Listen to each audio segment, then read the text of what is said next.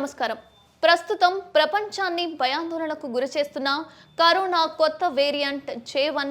ఈ వేరియంట్ నుంచి మన శరీరాన్ని మనం రక్షించుకోవడం ఎలా, దీని నుంచి మన ఆరోగ్యాన్ని మనం కాపాడుకోవడం ఎలా అనేది ఈ విషయాన్ని మనం పల్మనాలజిస్ట్, ఇమ్యూనాలజిస్ట్, అదేవిధంగా స్లీప్ డిజార్డర్ స్పెషలిస్ట్, అదేవిధంగా ఎలర్జీ సూపర్ స్పెషలిస్ట్ అయిన డాక్టర్ వ్యాకరణం నాగేశ్వరరావు గారు మనముతున్నారు. సో ఆయన ద్వారా తెలుసుకుందాం అసలు కొత్త వేరియంట్ అయిన JN1 ఇప్పుడు ఏ విధంగా ప్రజలను ఆకట్టుకుంటుంది, అంటే ఏ విధంగా ప్రజలలో వ్యాప్తి చెందుతుంది అన్న విషయం తెలుసుకుందాం. నమస్కారం సార్. నమస్తే అండి. సో ప్రస్తుతం ఇప్పుడు ఏదైతే కొత్త వేరియంట్ ప్రజలందరినీ భయాందోళనకు గురి చేస్తుందో దాని గురించి అసలు అప్డేట్స్ ఏంటి సార్? ఇది దాదాపుగా JN1 అని ఏదైతే మీరు చెప్పినారో అది కరోనా సబ్ వేరియంట్గా మనం అంటాం. అంటే బాగా మ్యూటేషన్స్ చెందిన తర్వాత కొన్ని వందల మ్యూటేషన్ జరిగిన తర్వాత కొత్త వేరియంట్స్ వస్తాయి. ఇప్పుడు అదే జరిగింది. అయితే ఇది ఏ వేరియంట్లో వచ్చినా కూడా ఇది కరోనా వైరస్ అనేది మాత్రం మనం మర్చిపోకూడదు. ఎందుకు మర్చిపోకూడదు అంటే కరోనా వైరస్ 2021, 2022లో ఎంత విలయతాండవం చేసింది, ఎక్కడెక్కడ మృత్యువుని సృష్టించింది అనేది మన కళ్ళకి ఇంకా కట్టినట్టే కనపడుతుంది. మనం ఇంకా మర్చిపోలేదు దాని దెబ్బ. అయితే దానికి పుట్టిన పిల్ల మనవడు మనమరాలే ఈ JN1. సో ఈ JN1 అనేది ఎక్కడొచ్చింది, ఎప్పుడు వచ్చిందని అంటే USA ఉండేది, సింగపూర్లో ఉండేది, చైనాలో ఉండేది, ఇప్పుడు ఇండియాలో విజృంభిస్తోంది. దీనికి లక్షణాలు ఎలా ఉంటాయి అనేది కనుక మనం చూసుకున్నట్టయితే పెద్దగా వ్యత్యాసమే ఉండదు. మెయిన్గా ఏదైతే ఉన్నదో లక్షణాలు, మెయిన్ కరోనా వ్యాక్సిన్ ఒక్కసారి కనుక మానవ శరీరంలో ప్రవేశించిన తర్వాత చాలామంది అనుకున్నట్టు సిమ్టమ్స్ ఏముంటాయి అంటే తుమ్ములే కదా, మెడ గుంజడమే కదా, జ్వరమే కదా అని చాలామంది అనుకుంటారు. ఇక్కడ చాలామందికి తెలియని విషయం ఏంటంటే కరోనా వ్యాక్సిన్ వల్ల భయంకరమైన దెబ్బ రెండు విధాలుగా పడుతుంది. ఒకటి ఇమీడియట్ ఎఫెక్ట్, రెండు దీర్ఘకాల వ్యవస్థ. అంటే చాలామంది జ్వరం వచ్చిందండి తగ్గిందండి, గొంతు నొప్పి వచ్చిందండి తగ్గిందండి, ఒళ్ళు నొప్పులు వచ్చాయి తగ్గినాయండి, నా కరోనా పోయినట్టే కదా అని అనుకుంటారు. కాదండి, కరోనా వచ్చి పోయిన తర్వాత ఇమ్యూనాలజికల్ చేంజెస్ అనేది ఖచ్చితంగా కనపడుతున్నాయి. ఎప్పుడు కనపడతాయి? కరోనా వచ్చి పోయిన తర్వాత 3 నెలలు కనపడతాయా, సంవత్సరం తర్వాత కనపడతాయా చెప్పేటట్లేదు.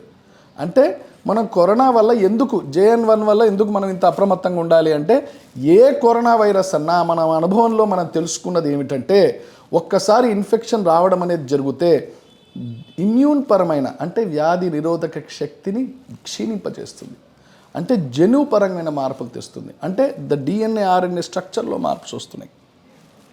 దీనివల్ల ఏం జరుగుతున్నాయంటే దీర్ఘకాలంగా బాధపడుతున్నారు. ఏమిటి ఇమీడియట్ సిమ్టమ్స్ ఏమంటాం అంటే ఇమీడియట్ లక్షణాలు, ఇమీడియట్ దెబ్బ ఏమొస్తుంది? ఇంతకుముందు మనం చెప్పుకున్నాం, గొంతు గరగరగా ఉండడం, గొంతు నొప్పి రావడం, కొద్దిగా దగ్గు రావడం, ఆయాసం రావడం, మెడలు గుంజడం, కళ్ళు దురద రావడం, దద్దులు దురద రావడం, జ్వరం హైగా ఉండడం. ఇవి immediate effect. Long term effect ఇంతకుముందు మనం చెప్పుకోలేదు ఇది, కానీ ఇప్పుడు మనం చెప్తున్నాం మన అనుభవంలో. ఒక్కసారి కరోనా ఇన్ఫెక్షన్ కనుక వచ్చింది అని అంటే అది ఉత్తగా వచ్చిపోదు, దాని దెబ్బ అది తీస్తుంది. ఏం చేస్తుంది? దీర్ఘకాలంగా 3 నెలలు కావచ్చు, 6 నెలలు కావచ్చు, సంవత్సరం కావచ్చు, ఆటో ఇమ్యూన్ డిజార్డర్లో పోయే అవకాశం ఉంటుంది. ఇంతకుముందు బీపీ లేనివాడికి బీపీ వచ్చే అవకాశం ఉంటుంది, థైరాయిడ్ లేనివాడికి థైరాయిడ్ వచ్చే అవకాశం ఉంటుంది, రకరకాల కిడ్నీ సమస్యలు తలెత్తే అవకాశం, 130% గుండెపోట్లు పెరిగిన అవకాశం మనం యుఎస్లో చూస్తున్నాం. ఇవన్నీ కూడా దీర్ఘకాలం. అంటే నాకు అప్పుడులో వచ్చిందండి, నేను చాలా గట్టివాడినండి, కరోనా నన్ను చేయలేదండి, 2 రోజులు ఉంది, తర్వాత నేను చాలా జాలీగా ఉన్నానండి. జాలీగా ఉండడం సంతోషమే, కానీ లోపల జరుగుతున్న మార్పులో అంటే కొన్ని వ్యక్తపరచబడతాయి, కొన్ని వ్యక్తపరచబడవు. అంటే కొన్ని కనపడతాయి, కొన్ని కనపడవు. అందుకనే మనం అంటున్నాం JN1 గురించి అప్రమత్తంగా ఉండండి. ఎందుకు?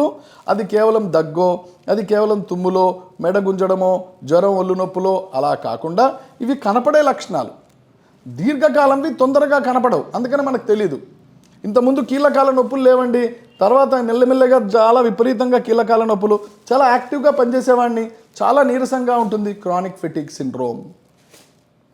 అమెరికాలో చూసుకున్నట్టయితే కరోనా వచ్చిపోయిన తర్వాత చాలామంది ఎంత అస్వస్థత గురయ్యారంటే నేషనల్ అథ్లెట్స్ చక్కగా బ్రహ్మాండంగా మ్యారథాన్ ఉరికేవాళ్ళు, 100 మీటర్స్ 200 మీటర్స్ డాష్లో కూడా టేబుల్లో పట్టుకుని నడిచే పరిస్థితి.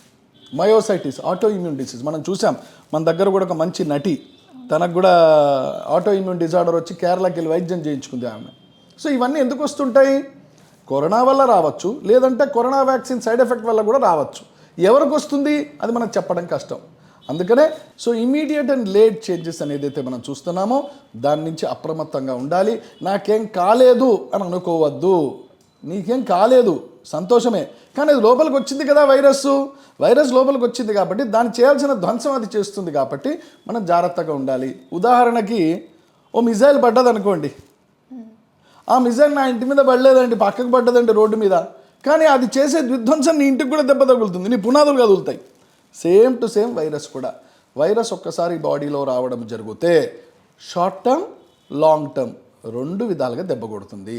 చాలా అప్రమత్తంగా ఉండాలి. అదేవిధంగా సార్, అంటే ఇప్పుడు ఏదైతే ఇప్పటి వరకు కరోనా ప్రజలందరినీ భయాందోళనకు గురి చేసిందో, సో కరోనా వచ్చిన వాళ్ళకే ఈ ప్రమాదం ఉండిందా? అంటే వాళ్ళ శరీరంలో ఉన్న కరోనా మాత్రమే ఇప్పుడు విజృంభణ చెందుతూ JN.1గా ఇప్పుడు ప్రభావం చూపుతుందా సార్?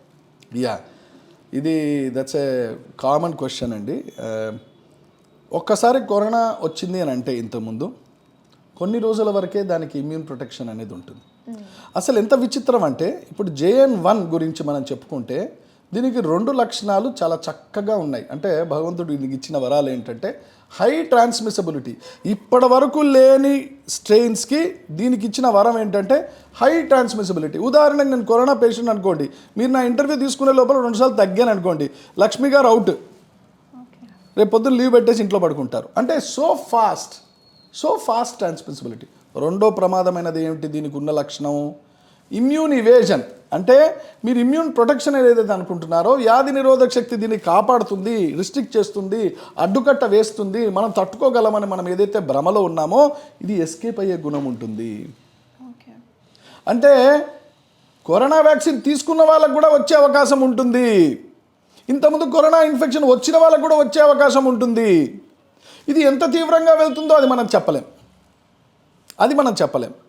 లక్షణాలు మాత్రం సింపుల్గా కనపడుతున్నాయి. కానీ ఒకటి మాత్రం మనం ఇక్కడ చెప్పుకోవాలి, ఆ టిపికల్ లక్షణాలు గవర్నమెంట్ ఆఫ్ ఇండియా వాళ్ళు నిన్న ఇచ్చారు జియో, అప్రమత్తం అవ్వండి అని. మేము వారం రోజుల క్రితం చెప్పాం, ఏమని? We were the first people to tell, ఓ బహిర్గతంగా కరోనా విజృంభిస్తోందని మాకు సంకేతాలు ఉన్నాయి. మా పేషెంట్లలో రుచి తగ్గడము, వాసన తగ్గడము, జ్వరం రావడము, ఇవి టిపికల్ కరోనా లక్షణాలండి. దాన్ని మిస్ అవ్వకూడదు. ఇవి కనపడుతున్నాయి మళ్ళీ మాకు. అంటే 1 year తర్వాత మాకు ఇది మళ్ళీ మా పేషెంట్స్లో కంప్లైంట్ రూపంలో మాకు వచ్చి చెప్తున్నారు. అది ఎప్పుడైతే మేము గమనించామో దాని అర్థం విజృంభిస్తోంది అని అర్థం, మనం అప్రమత్తంగా ఉండాలి అని అర్థం. సో ఇది మనం గమనించాల్సిన అవసరం ఉంటుంది.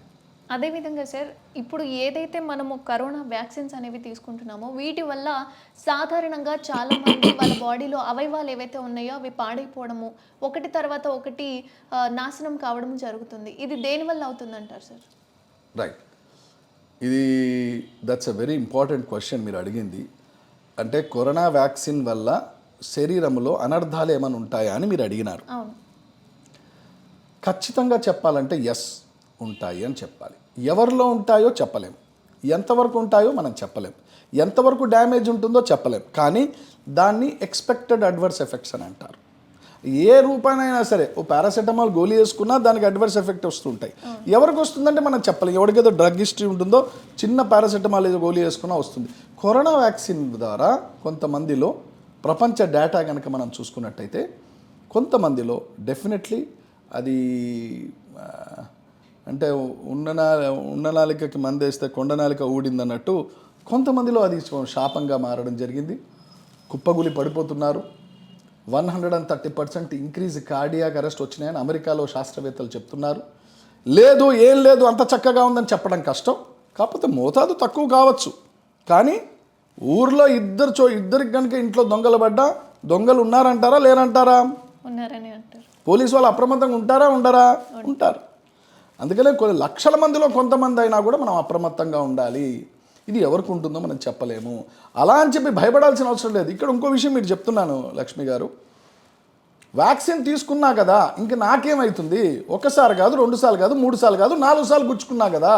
నేను చైనాది గుచ్చుకున్నా, జపాన్ది గుచ్చుకున్నా, సింగపూర్ది గుచ్చుకున్నా, అన్నీ ఏ దేశాలు అన్నీ టకటకట గుచ్చుకుని ఇంకా నాకు రాదా అని అడిగారు అనుకోండి, అయినా సరే వచ్చే అవకాశం ఉంటుందంట.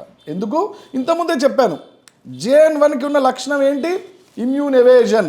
అంటే ఇక్కడ సెక్యూరిటీ గార్డు ఉంటే వాడిని తప్పించుకొని లోపలికి ఎలా వెళ్ళాలో, క్రిమినల్ ఐడియాలజీ ఎవరికైతే ఉంటుందో వాడు ఎట్లాగైతే వెళ్తాడో అట్లా ఈ JN.1కి ఉంది. అది మనం గమనించాలి.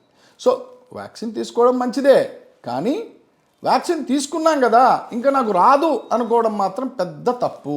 అది అంటే ఇప్పుడు ఏదైతే ఇప్పుడు కరోనా వచ్చింది అని చెప్పి ఇప్పటి వరకు ఏదైతే భయాందోళన చెందుతున్నారు ప్రజలందరూ, అంటే ఇప్పుడు కరోనా కన్నా JN.1 అనేది ఇంకా ఇబ్బందికరమైన పరిస్థితిని తీసుకొస్తుందంటారా? యా, ఇది ఇప్పుడే మనము ఇమ్మీడియట్గా దీని మీద మనము కామెంట్ చేయలేమండి. ఎందుకనంటే ఇప్పుడిప్పుడే మన దేశంలో ఎంటర్ అయింది కాబట్టి 1 నెల 2 నెలలు దాటితే కానీ దీని ప్రభావం ఏంటి అనేది మనం చెప్పలేం. అయితే ఒక్కటి, పాము చిన్నదైనా పాము పెద్దదైనా అది పామును మాత్రం మర్చిపోదు. అది తాడనుకొని మెడలో వేసుకున్నారనుకోండి, అది ఏం చేస్తుందో మనకు తెలియదు. సో వైరస్ JN.1 నేను కరోనా వైరస్ స్టార్టింగ్లో వచ్చినప్పుడు ఎట్లాగైతే చూశానో ఇప్పుడు కూడా JN.1ని నేను అంతే జాగ్రత్తగా గమనిస్తాను. ఎందుకంటే ఎలర్జీస్ ఉన్నవారు, ఆటో ఇమ్యూన్ డిజార్డర్స్ ఉన్నవారు, ఇమ్యూన్ డిజార్డర్స్ ఉన్నవారు ఇమ్మీడియట్గా దెబ్బతింటారండి. చాలా జాగ్రత్తగా ఉండాలి. ఎలర్జీలు పెరిగిపోతాయి. ఇంతకుముందు దురదలు ఉన్న వాళ్ళకి దురదలు పెరిగిపోవచ్చు. ఇంతకుముందు ఆస్తమా అటాక్స్ ఉన్న వాళ్ళకి ఆస్తమా అటాక్స్ వైరస్ ఇన్ఫెక్షన్ తర్వాత రావచ్చు. ఇంతకుముందు సైనోసైటిస్ రైనైటిస్ ఉన్న వాళ్ళకి పెరగచ్చు. ఎందుకంటే ఈ వైరస్ ఏం చేస్తుందంటే శరీరంలో పోయిన తర్వాత ఇమ్యూన్ సిస్టమ్ని డిస్టర్బ్ చేస్తుంది. బ్యాక్టీరియా, ఫంగస్, వైరస్లో ఈ వైరస్కి ఒక్కదానికి ఆ బలం ఉందండి. ఇమ్యూన్ సిస్టమ్ని దెబ్బతీస్తుంది.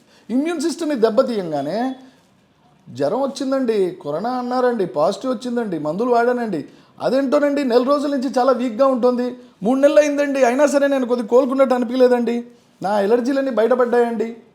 ఇలా ఒక్కొక్కటి దాన్ని లాంగ్ కోవిడ్ అని అంటున్నాం మనం ఈ మధ్య. సరే, వైద్యపరంగా మేము 100 పేర్లు పెట్టుకున్నా కూడా రోగి లక్షణాలు ఎలా ఉన్నాయి దాన్ని బట్టి తన జాగ్రత్త తీసుకోవాల్సిన అవసరం ఖచ్చితంగా ఉంటుంది. అంటే కరోనా వచ్చిన వాళ్ళు ఎవరైనా సరే చాలా అప్రమత్తంగా ఉండాలని చెప్తున్నారు. అదేవిధంగా ఎవరికైనా ఇప్పుడు కరోనా వచ్చింది అంటే వాళ్ళు ఎటువంటి జాగ్రత్తలు తీసుకోవాలి సార్? యా, ఇది చాలా ముఖ్యమైన ప్రశ్న మీరు అడిగిందండి. అసలు ఒక విషయం, కరోనా ఇన్ఫెక్షన్ వచ్చిన వాళ్ళలో 2020, 2021, 2022 నుంచి చూసిన పరిశోధనలు ఏం తేలిందంటే, ఎవరిలో అయితే వ్యాధి నిరోధక శక్తి డిస్టర్బ్గా ఉంటుందో, ఎవరిలో అయితే ఇమ్యూనో సప్రెసెంట్స్ వాడుతున్నారో, ఎవరైతే కిడ్నీ పరమైన హార్ట్ పరమైన గోళీలకి చికిత్సా విధానంలో వాడుతున్నారో వాళ్ళు కొద్దిగా అప్రమత్తంగా ఉండాల్సిన అవసరం ఉంటుంది. ఎందుకనంటే vitamin D3 is number 1 factor అండి. 100 మంది ఈరోజు కనుక మనం ఇలా రోడ్డు మీద ఉన్నాం, అలా వెళ్ళి ఆపి టకటకటక్కడ వైటమిన్ D3 చెక్ చేసామనుకోండి, 70-80% ప్రజలకి వైటమిన్ D3 డెఫిషియన్సీ కనపడుతుంది. వైటమిన్ D3 ఎవరిలో చక్కగా ఉంటుందో వారు తొందరగా కరోనా నుంచి కోలుకుంటారు. ఇది మెడికల్ ఫ్యాక్ట్. మరి వైటమిన్ D3 ఎందుకు తక్కువగా ఉంటుందండి? 80% జనాభాకి వైటమిన్ D3 ఎందుకు తక్కువగా ఉంటుంది? ఎందుకనంటే మనం పొద్దున్న లేచినప్పటి నుంచి స్నానం చేసి బట్టలు వేసుకొని టిఫిన్ తిని మోటార్ సైకిల్ ఎక్కి వెనక టిఫిన్ బాక్స్ పెట్టుకొని కిలోమీటర్లు డ్యూటీకి వెళ్తున్నాం.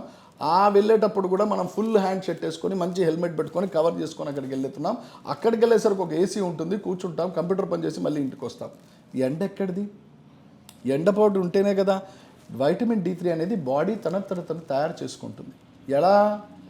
ఒక ఆకుల్ ఫోటోసింథసిస్ ద్వారా ఎలాగైతే తన సూర్యకాంతుల నుంచి తయారు చేసుకుంటుందో మానవ శరీరం కూడా వైటమిన్ D3 తయారు చేసుకుంటుంది. అందుకనే మన వాళ్ళు పూర్వీకులు చెప్పేవాళ్ళు, ఆ అరువు మీదకి వచ్చి కూర్చునేవాళ్ళు, ఈ ఎండపోటు కూర్చునేవాళ్ళు, 1-2 గంటలు కూర్చునేవాళ్ళు, ఆ పొలంలోకి వెళ్ళి పనిచేసేవాళ్ళు. ఎందుకు? ఆ వైటమిన్ D3 రిచ్గా ఉంటుంది. ఇంకో విచిత్రం ఏంటంటే వైటమిన్ D3 ఎవరికైతే తక్కువ ఉంటుందో వాళ్ళలో ఇన్ఫెక్షన్స్ పెట్టరేగుతాయి. కరోనా రావడమే కాదు, వచ్చిన కరోనా తీవ్రంగా ఉంటుంది. ఇది గమనించాలి. చాలామంది అంటారు, ఏముందండి వైటమిన్ D3 గురించి 4 గోళీలు వేసుకుంటే సెట్ కాదా అని. ఖచ్చితంగా 100 మందికి వైటమిన్ D3 డెఫిషియన్సీ ఉంటే 100 మందికి వైటమిన్ D3 టాబ్లెట్ సప్లిమెంటేషన్ ఇచ్చినా 50% మంది నార్మల్కి వస్తారు. ఇంకో 50% మందికి మళ్ళీ డెఫిషియన్సీ ఉంటుంది. ఎందుకంటే అలా బాడీ ఎలా తీసుకోవాలో న్యాచురల్ సోర్స్లో అలాగే తీసుకుంటుంది. సో గమనించవలసింది ఏంటంటే, కనీసం మేము ప్రతిసారి పేషెంట్లకు అదే చెప్తాం, అరగంట కాదు 20 నిమిషాలు ఆ ఎండుపోటున 7 o'clock to 7:30, 7:30 to 8 o'clock ఆ బాల్కనీలో కుర్చీ వేసుకొని చక్కగా ఎండకి ఎక్స్పోజ్ అవ్వండి. పిల్లలు ఉంటే ఫస్ట్ కూర్చోబెట్టండి అక్కడ. ½ an hour body will prepare its vitamin D3. Vitamin D3 is the single factor చక్కగా మిమ్మల్ని కోలుకోవటానికి. Next vitamin C, next vitamin B12. ఈ 3 ఎవరిలో అయితే చక్కగా ఉంటాయో వారు కరోనా వ్యాక్సిన్ కొద్దిగా కంట్రోల్ చేసుకోవచ్చు, వచ్చినా విజృంభించకుండా కంట్రోల్ చేసుకోవచ్చు, దెబ్బ తినకుండా బయటపడే అవకాశాలు ఉంటాయి. సుమారు ఈ 3 విటమిన్స్ మన బాడీలో ఉంటే కనుక మనం JN1 ఏదైతే కరోనా ఉందో వాటి నుంచి ఎస్కేప్ కావచ్చు మనం. ఎస్కేప్ అని నేను అలా నేను చెప్పలేను. బట్ డెఫినెట్గా అంటే దవడ మించి కొడితే 4 పనులు పడకుండా దవడ మీద మచ్చలతోనే బయటపడతాం. ఓకే. అర్థమయ్యే విధంగా చెప్పాలంటే అది అన్నమాట. అదేవిధంగా ఇప్పుడు ఎవరైతే కరోనాకి బాధితులై ఉన్నారో సో వాళ్ళు ఎటువంటి ఆహారం తీసుకుంటే మంచిదంటారు? ఇది చాలా ముఖ్యమైన ప్రశ్న అండి.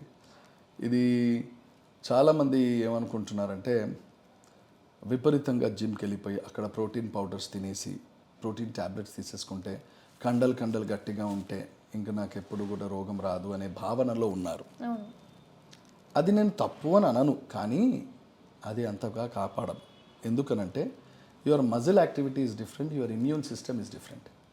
ఇమ్యూన్ సిస్టమ్ని పెంచుకునే ప్రక్రియలు మనకు పూర్వకాలం నుంచి యోగాసనాలనండి, సూర్య నమస్కారాలనండి, ఇవన్నీ కూడా మన జీవన శైలిలో, మన జీవన విధానంలో భారతీయతలో ఉన్నాయి. కాబట్టి I would still prefer. Gym వెళ్తాడంటే తప్పేం కాదు, శుభ్రంగా వెళ్ళొచ్చు, చేసుకోవచ్చు.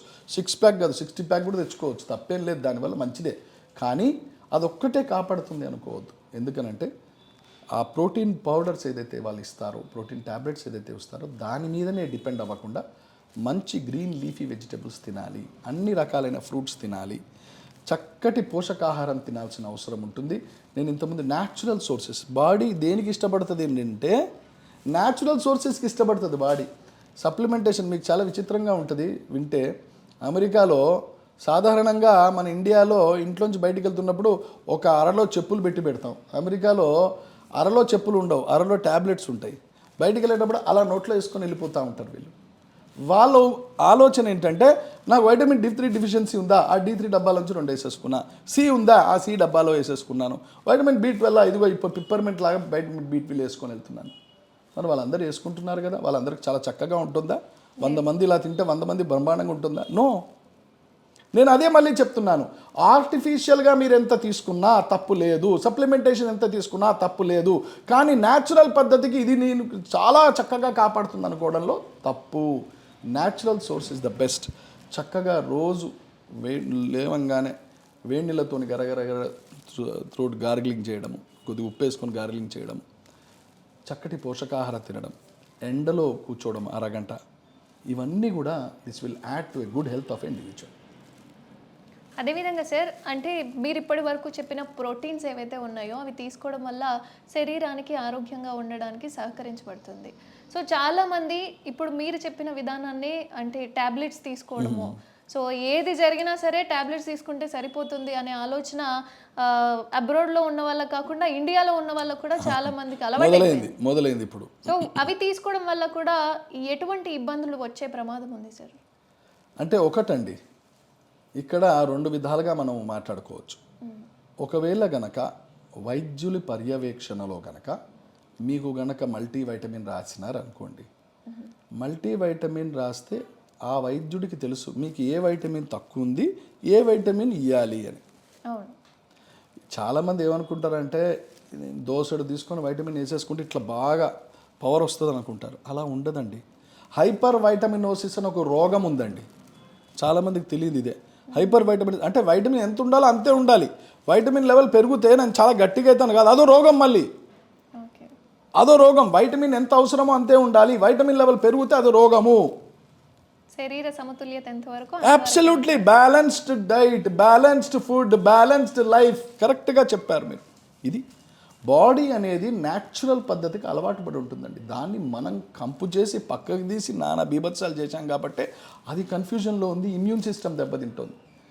ఇప్పటికీ కూడా పూర్వకాలంలో ఏదైతే సద్దన్నం తినేవాళ్ళలో, ఏదైతే గంజి తీసుకొని తాగేవాళ్ళలో, ఏదైతే పూర్వకాలంలో పొద్దున్న 6:30-7 గంటలకు లేచి చక్కగా బయటికి వెళ్ళి పనులు చేసుకునేవారో, ఏదైతే ఎండపాట కూర్చునేవారో వారి పద్ధతులు కరెక్ట్.